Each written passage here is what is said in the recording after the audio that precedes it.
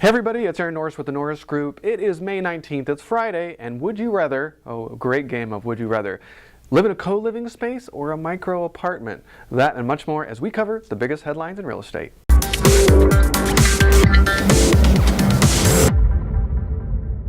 Up on the radio show this week, we've got Andrea Jennings. Bruce and Andrea met each other back in the 90s. She was a realtor, he was an investor, and they started working together and made a lot of money together over the 90s. And this radio show is a little bit different. We are actually going to be renovating our entire buying systems course. When I first started with the Norris Group back in 2005, I was hired mainly to help him with his market timing report called the California Crash, which came out in early 2006. And then we proceeded to bust out 1,200 pages of content of his entire body of work of how to buy real estate in California with timing.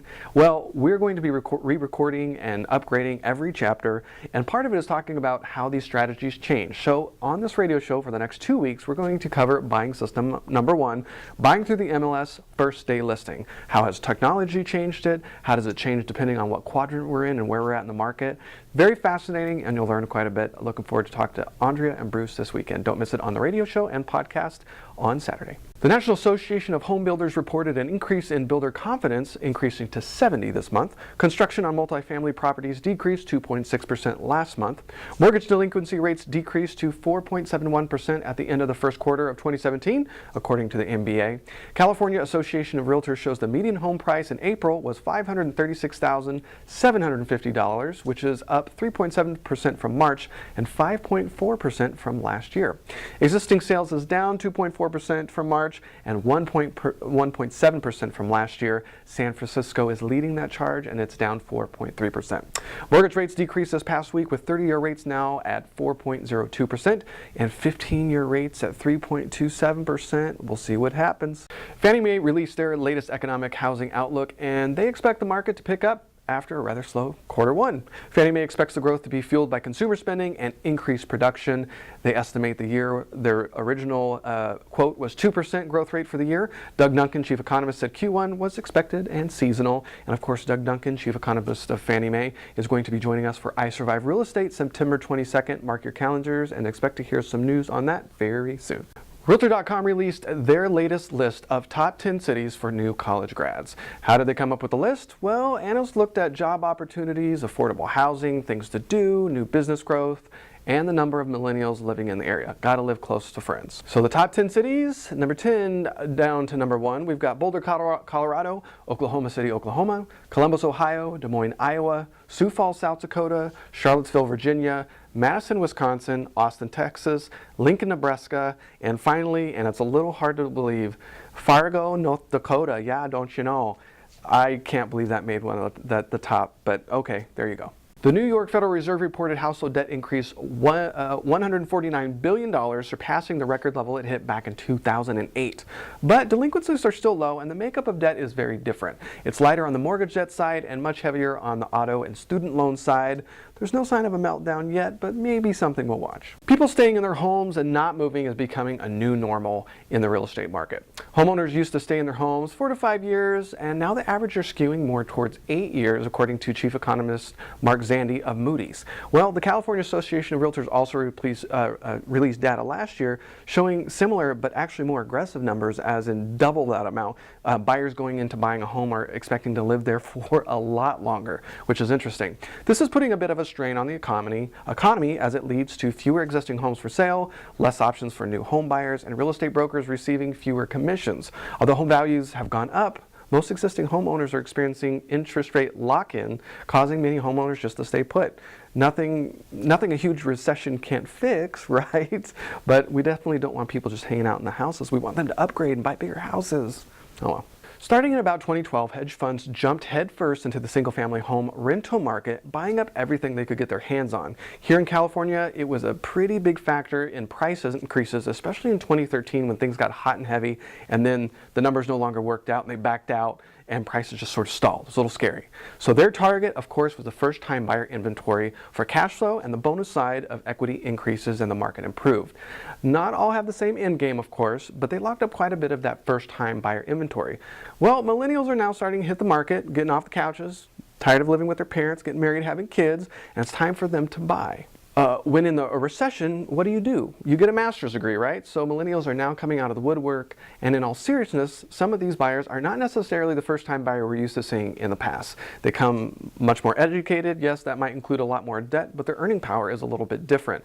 So builders are looking at this, not sure exactly what to do. Affordability is an issue, but the first-time buyer inventory for the new builder is not what it used to be, and they're not aggressive in building at all. Investors, watch out, and the thing I wanted to talk about here is look out for zoning. The city of Riverside, I'll post a link in the blog, just this week released, they're planning on rezoning 300 parcels in 69 spots throughout the city. Co-living, affordable housing, maybe single-family units like 1 to 4, or new apartments. Their focus is clearly on density, so maybe there'll be some opportunities in some slightly different areas as they rezone, so keep an eye out on every city in California. Remember right before the last downturn where condo conversions just weren't cool anymore, so we decided to do things like condo hotels, and it sounded like a really good idea? Well, is co-living the next fad and trend that's just going to get caught up in the bubble? Also called dorms for adults, developers like WeWork might drop developing apartment buildings altogether and move towards this co-living space. The market is aimed at millennials, but I think there's plenty of room for other demographics to be interested in this. If you're not familiar with the concept, the developer creates a self-contained sort of mini unit. So you've got a nice bedroom, maybe a mini kitchen and your own bathroom, and then you sort of share a common living space with maybe, I don't know, 3 or 4 other of the same kind of units, but you have this really great co-living space like a big family room and maybe a big kitchen that you share, and then you have the sort of same setup all within like a mid-rise or a high-rise building. It's very much like a dorm for adults. Not only that, you share amenities like maybe a gym or a coffee shop down below, spaces where you get to interact with people. So these are popping up in some pretty major cities like Boston and Chicago. The reason it might have more sticking power is the gig economy is really training millennials to focus more on experiences instead of planning routes, and there's less emphasis on ownership. So imagine having a membership sort of like how a timeshare behaves, and if you were moving to New York City as a millennial, maybe instead of having to choose to live in the Bronx for at least 1 year, you could get a membership and decide to move to each bureau maybe every other month or something.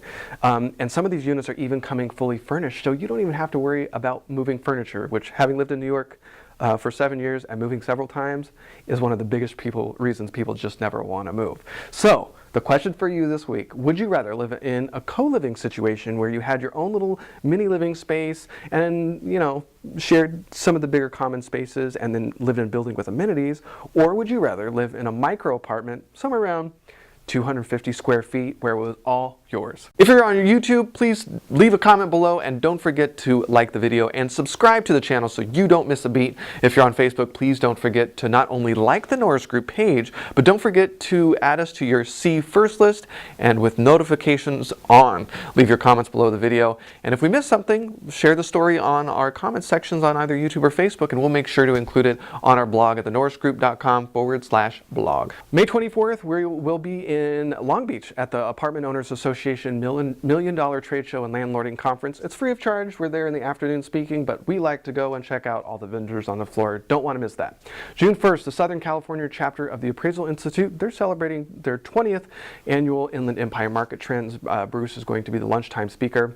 June 14th, I'll be up in Sacramento talking marketing trends. We changed the topic, so I'll be talking about the 2 different things I'm focusing on as a marketer and in PR this year to make a difference in the company, and I'll share that insight with you.